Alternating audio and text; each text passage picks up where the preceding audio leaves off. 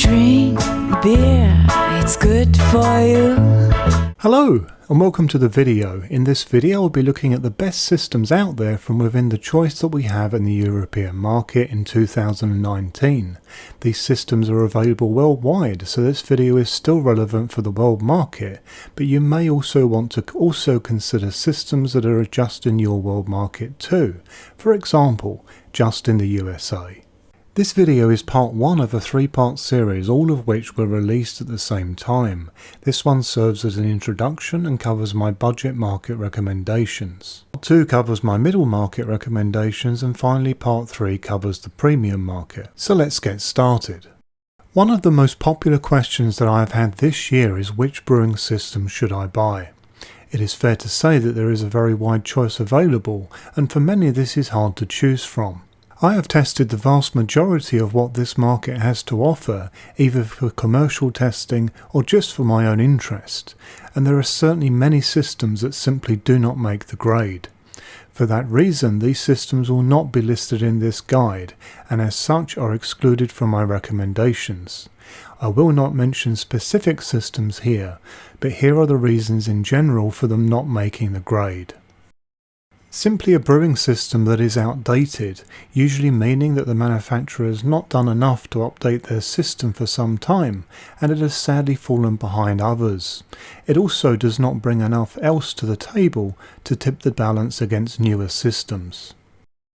And then we have overpriced, usually meaning that much better newer products have come to the market that represent better value for money. Also poor quality. This can also be the actual reliability of the system or construction itself. There are some systems still being sold today that have a very high returns rate. Usually these will be in the budget section, but not always. Cheap often means not cheerful. Some budget manufacturers try to balance this out with longer warranty periods. As much as this might seem reassuring in some cases, this can mean being without a brewing system for months. This often leads to regret of purchase. And then we have the big issue of temperature inaccuracy, especially among budget systems, in that they tend to be inaccurate when it comes to temperatures suitable for mashing. This means you simply cannot dial in the results you are looking for, and there will often be much variation in the end brews.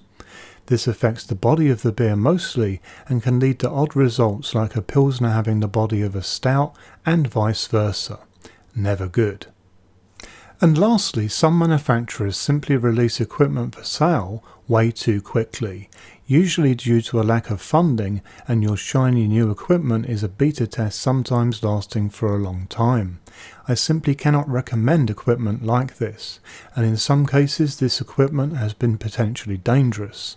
If it is not working properly yet, then it's best to wait. Cases have been known in the past where all of the problems never got fixed. So if a system you are considering is not listed in this guide, then it's probably going to be for at least one of the reasons already mentioned. In this guide I will be making personal recommendations with 3 categories based on price, but before I do that I want to make a couple of things very clear first. This information relates to 2 very popular questions that I also receive, which are: what am I paying for with a brewing system, and do more expensive brewing systems brew better beer? All of the brewing systems recommended in this guide will brew you great beer as long as you use the right techniques with a suitable recipe along with the right fermentation. What you are paying for generally with a brewing system is a balance between quality, size, features and convenience. In some cases though, a fair part of the cost is the image and thus marketing that the company puts forward.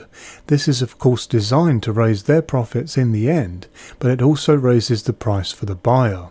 Marketing gloss, as I call it, is designed to bring out brand with the perception that something is somehow better, but the simple fact is that the vast majority of equipment is made in very similar or sometimes the exact same factory in China. Do not think that just because your brewing system is either budget or premium that the end beer will be any better or worse according to price, because that simply is not the case within the systems that I am recommending here. I will liken this to a new budget car compared to a new premium one. They will both take you from A to B, The style, comfort and convenience that you arrive in will of course be different among other things. So with all of that now out of the way, I will now talk through my recommendations in price order. For the actual price in your country, please check with your local homebrew store. Let's start in the budget market. There is really only one option in the budget market that I feel comfortable to recommend at this point, and that is the RoboBrew Brewzilla Generation 3.1 specifically. This brewing system proves that quality and accuracy can be delivered at a budget-conscious price. In fact, it also compares well in most areas of quality compared to the middle market, making it very good value for money. It is a little more expensive than some other systems in the budget category, but it actually delivers in all the important areas. It is also fair to say that this also has some key advantages over its competition in the middle market also. Naturally, it is a much more recent release. The heating elements are a prime example of one of the advantages in that they are ultra low watt density. This ultimately translates down to meaning that bottom plate scorching is far less likely, as is caramelization compared to regular heating elements. This does not mean the heating speed is reduced though. Nothing in this size segment that I have tested heats up as quickly as this unit due to its very effective insulation within its base. This system also has a very large filter in the form of a false bottom, meaning that pump slowdown is very minimal even with large amounts of hops. This false bottom also makes cleanup easier and faster compared to systems without one. Another saving grace of this system is that the temperature probe is very accurate for mash steps, a key area where budget systems usually fail, meaning that you end up mashing at different actual temperatures compared to what the brewing system display is reporting. This sadly means that these systems give unpredictable results as mentioned earlier in this video. The other nice thing is that these systems also offer temperature calibration should you need it, which is pretty rare in all areas of the brewing system market in actual fact. I have tested a few of these so far and none have actually needed calibration out of the box, but it is nice to know that it is there in case you need it. I covered the temperature accuracy of this system in more detail in my RoboBrew Brewzilla vs Grainfather comparison video, and a great deal more, so for more information please check that video out too. This is now the end of part 1, hope you enjoyed it. Please use the link here to reach part 2, which looks at the middle market.